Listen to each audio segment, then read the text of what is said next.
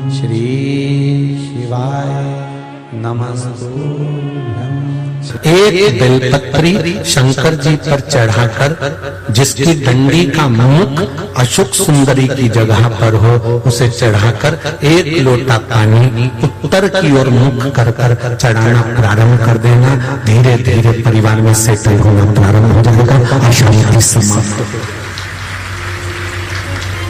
ये शांति का अनुभव करा देता है।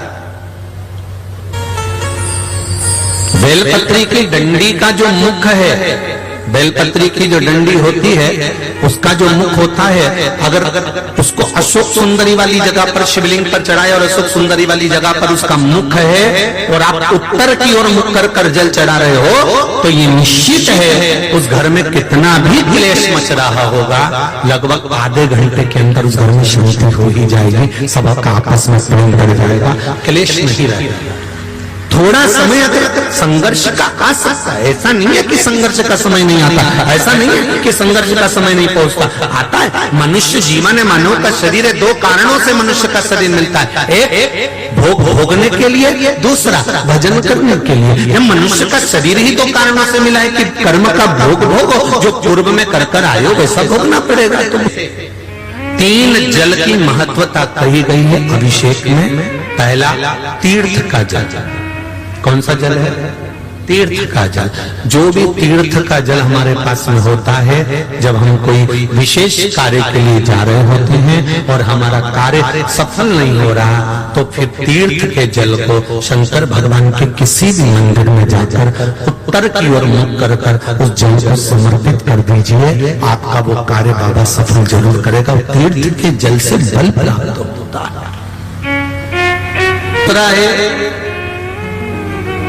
घर में अगर अरहर की पत्ती हो, अरहर की जो दाल होती है, तुअर की जो दाल होती है, उसकी जो पत्ती होती है, वृक्ष का पौधा जो होता है उसकी जो पत्ती होती है, जब रोग में ग्रसित हो गया व्यक्ति और डॉक्टर ने कह दिया इसको कैंसर है या इसकी किडनी है, इसका लीवर खराब हो गया है, डैमेज हो गया है, इसका डायलिसिस चालू होगा, अब वो डायलिसिस की तैयारी करे, उससे पहले आप अरहर की पत्ती का जल शिव को समर्पित करना प्रारंभ कर दीजिए। डायलिसिस की जरूरत नहीं पड़ेगी, भगवान चाहेगा तो बचा लेगा। किडनी और लीवर काम करना प्रारंभ करेंगे। ये अभिषेक शिव महापुराण के तत्व।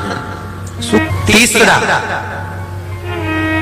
जिस देवालय में दर्शन करने जा रहे हो, महाकाल गए हो, कली भेदनाथ आए हो, काशी जी गए हो, या आप जहां पर भी भीमा शंकर, कृष्णेश्वर आदि आदि जितने तीर्थादिक मंदिरों में शिवालय हैं, उन शिवालय में अगर दर्शन करने गए हो, तो वहीं उसी शिवालय के पास में जो मंदिर हो, उस शिवालय के पास में जो हाथी, जो हैंडपंप, जो बावड़ी, जो कुआं, जो तालाब हो, वहां का जल लेकर भगवान शंकर को समर्पित कर देने से विद्वत्ता प्रबल हो जाती है। संबंध नहीं हो रहे हो, संबंध नहीं जम रहे हो, तो जहां शंकर का मंदिर हो उसके पास में कोई हाथी, कोई हैंडपंप, कोई कुआं, कोई बावड़ी, कोई तालाब हो, तो एक लोटा जल लेकर आधा शिव को चढ़ाकर आधा जल बेलपत्री के वृक्ष के नीचे से चढ़ा देने पर जिस संबंध के लिए चढ़ा रहे हो कि यहाँ संबंध होना चाहिए, वो संबंध जुड़ता है, संबंध होगा। और मेरी जीजियां बैठी हुई हैं, माताएं बैठी हुई हैं, मेरे भाई लोग बैठे हैं, बच्चे लोग बैठे हैं, छोटे छोटे से नवयुवक बच्चे भी बैठे हुए हैं।